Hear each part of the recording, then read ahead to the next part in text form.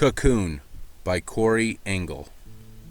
Four friends set out on a camping trip into the venerable Rotwood Forest. Peter, Derek, Sam, and Calvin were brimming with anticipation for a weekend filled with stories and laughter, blissfully unaware of the eerie surprises lurking within the forest's depths. Peter, the tallest of the quartet, shouldered the heaviest backpack, brimming with all manner of camping gear, showcasing his expertise in wilderness adventures. Derek, more slender and less imposing, compensated with his wit, his jokes about clumsily navigating the forest trail keeping the group's spirits high. Sam, often taking the lead, was the group's anchor, his serious demeanor balancing their lightheartedness.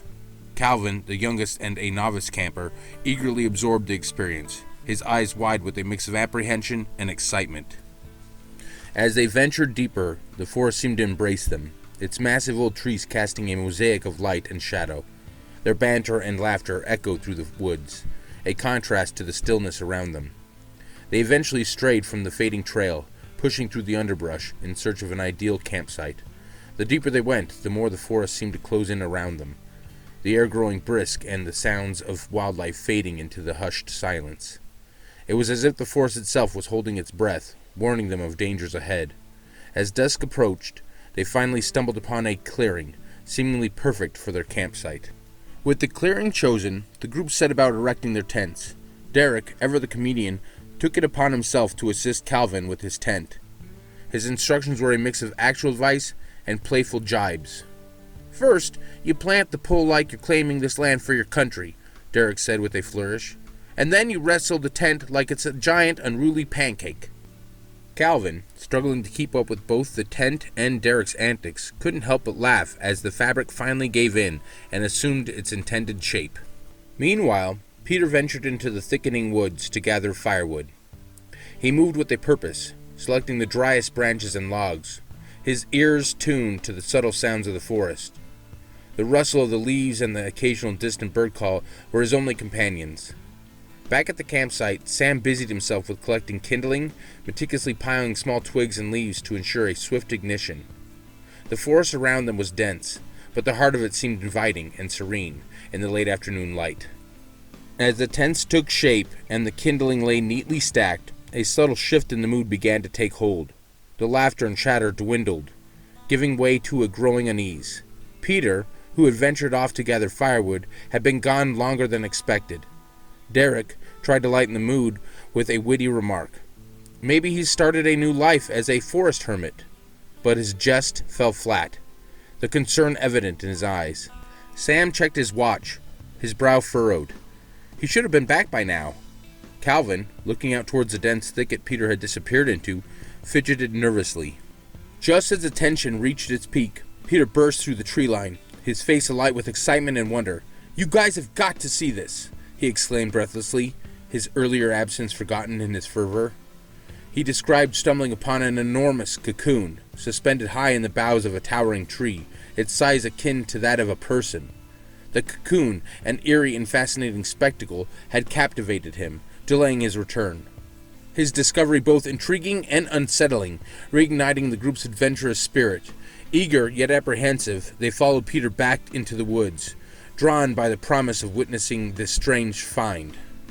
Continuing Cocoon. As the sun began its descent, painting the sky in hues of orange and purple, the group followed Peter through the thickening forest. The air grew cooler, and the shadows lengthened, adding a spooky quality to their surroundings. Finally, they arrived at the spot where the colossal cocoon hung ominously from a massive tree. Its sheer size was breathtaking. A cocoon the size of a human hung above them as they stood underneath, necks craned upwards in awe. The cocoon, enshrouded in the twilight, was both mesmerizing and unsettling. Its surface was a weave of intricate patterns, pulsating subtly as if breathing.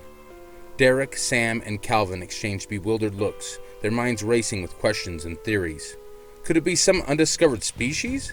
Calvin wondered out loud, his voice tinged with both excitement and fear. Sam, who had read extensively about wildlife, admitted he had never heard of anything like this. "It's too big for any insect I know," he murmured, his analytical mind trying to make sense of it. Peter, who had seen many wonders in his outdoor expeditions, shook his head in disbelief. "In all my years in the wilderness, I've never seen anything like this," he said, his voice filled with a mix of reverence and unease. The forest around them seemed to hold its breath, the unusual evening chorus of wildlife eerily absent.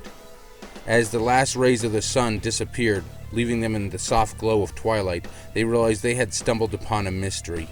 With nightfall almost upon them, the group reluctantly tore their gaze away from the enigmatic Cocoon and began the trek back to their campsite. The darkness of the forest enveloped them, transforming the once familiar path into a shadowy labyrinth.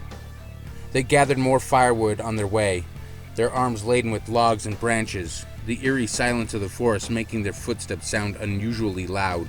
Back at camp, they quickly sparked a fire, its warm glow a comforting contrast to the cool, dark forest around them. The fire crackled and danced as they grilled steaks, the aroma mingling with the earthy scents of the woods. The mood lightened as they ate, sharing stories and laughter, the bizarre discovery of the Cocoon temporarily pushed to the back of their minds. The night deepened, and a light breeze began to whisper through the trees, carrying with it a chill in the air. As the fire dwindled to embers, they decided to call it a night. Yawns and stretches were exchanged as they retired to their respective tents. The comfort of their sleeping bags and the exhaustion from the day's adventures soon lulled them into a deep sleep. The forest nocturnal chorus, a distant lullaby. In the stillness of night, Calvin was jolted awake by a sound that seemed out of place even in the wilderness. A distinct, unsettling ripping noise. It was brief but unmistakable, slicing through the tranquil symphony of nocturnal forest sounds. Heart pounding, he unzipped his tent and peered out into the dark.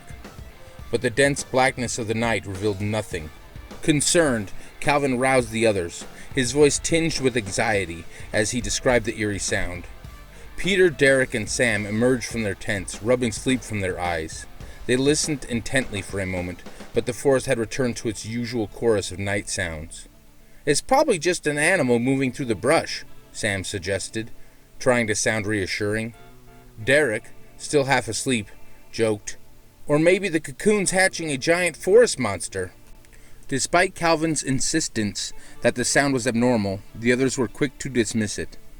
They attributed his unease to his inexperience with camping, assuring him that the forest was full of harmless, albeit strange noises at night. Reluctantly, Calvin agreed to try and get some more sleep, though the unexplained sound lingered in his mind. The group returned to their tents, the unease momentarily quelled but not entirely forgotten, as the Rotwood Forest enveloped them in its nighttime embrace once more. As dawn broke over the Rotwood Forest, painting the sky in soft hues of pink and gold, Derek was the first to stir. Rubbing the sleep from his eyes, he stepped out of his tent to greet the new day.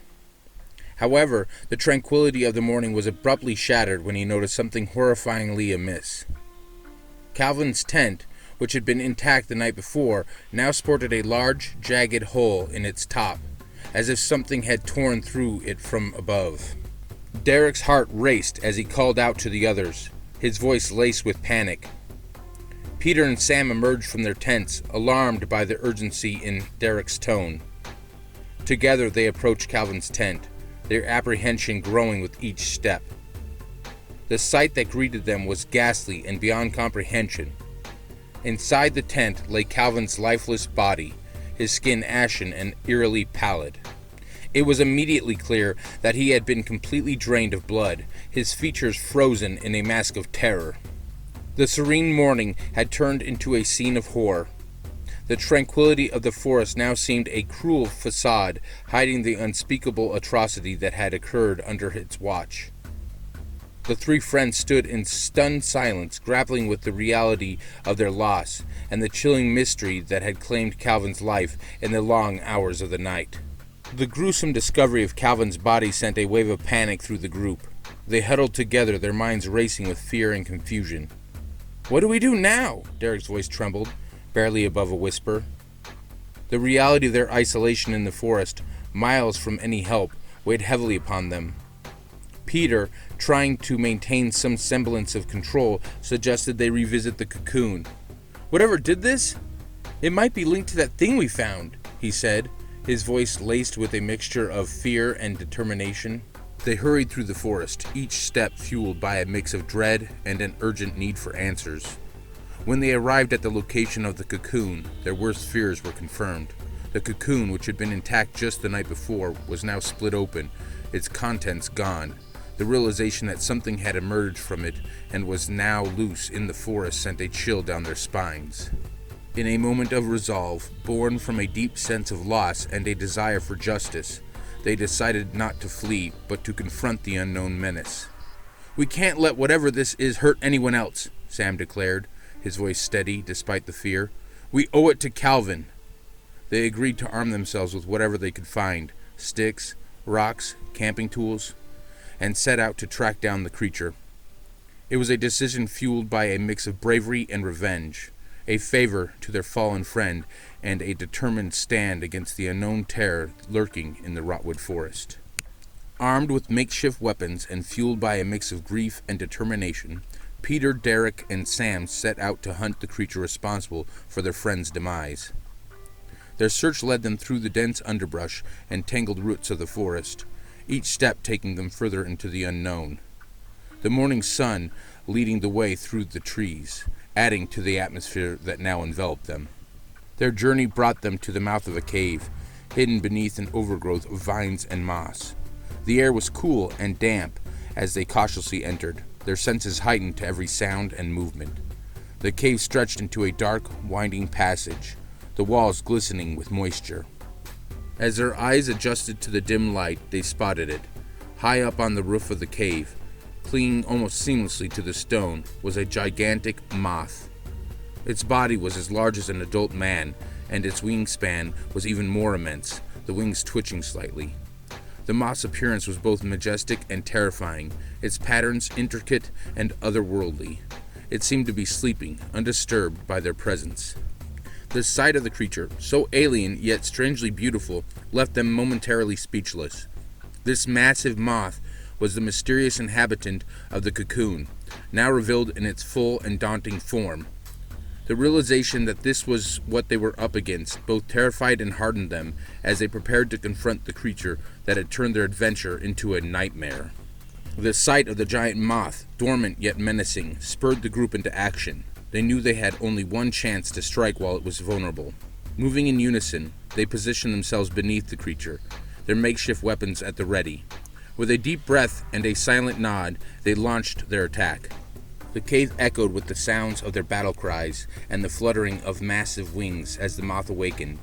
It was a chaotic dance of survival, with the creature lashing out in defense, its wings fluttering in such a way that threw the men off balance. But they were driven by the memory of Calvin, their resolve unshaken.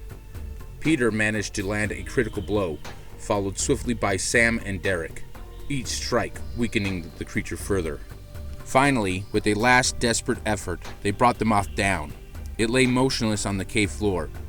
Breathing heavily, the group took a moment to comprehend what they had achieved. They had faced their fears and emerged victorious, but the victory was bittersweet, shadowed by the loss of their friend. Returning to camp in a somber mood, they quickly packed up their gear. The forest around them seemed different now, no longer just a place of natural beauty, but a domain where unknown dangers lurked. As they made their way out of Rotwood Forest, a lingering thought haunted them. Were there more of those things out there? The end.